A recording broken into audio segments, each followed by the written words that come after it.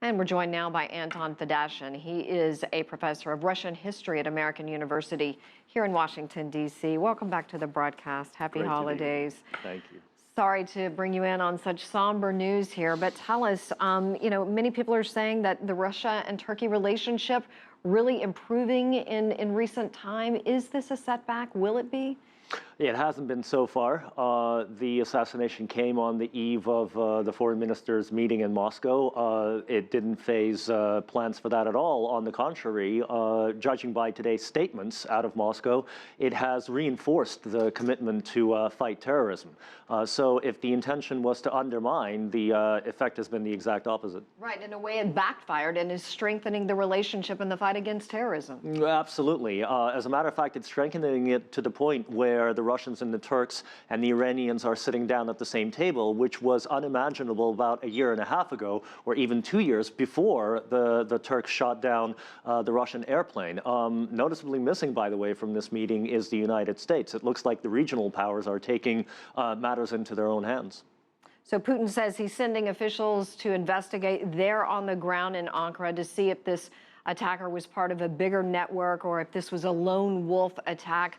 What are your feelings on this at this point? Well, let's be honest, it's impossible to really understand what's going on. I don't think the people on the ground investigating understand what's going on. Regardless of what they find, I think what's important is to see this in context. Turkey has been going through an immense amount of instability over the past 2 years.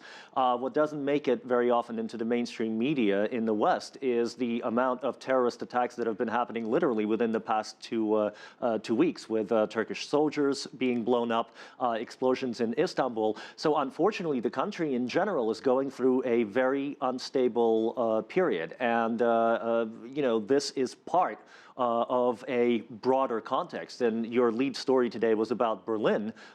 This story about international terrorism is global, and it is a reminder that the real threat is coming out of these extremist networks, not from Russia itself, certainly not for Europe directly. You just answered my next question in part. Putin says this is a provocation to undermine the peace process, and this attacker was shouting, don't forget Syria, don't forget Aleppo. What is the underlying tension here?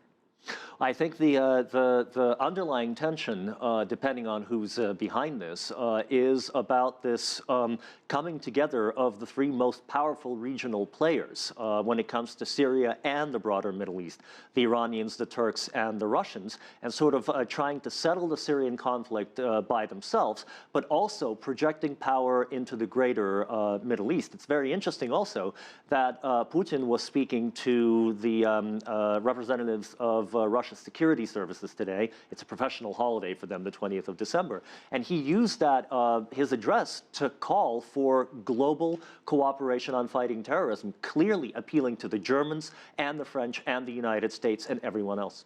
This attack was just so shocking. I mean, here they are at this art museum.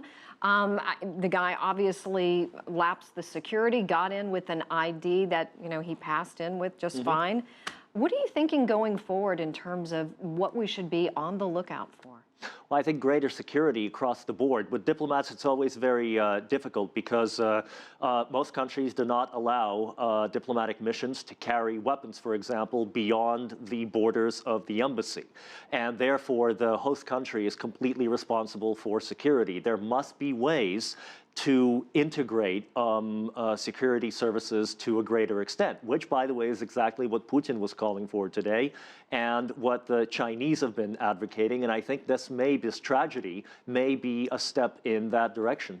All righty. Well, Anton Fedyashin, thank you so much for coming in, and happy holidays to you and yours. To you too.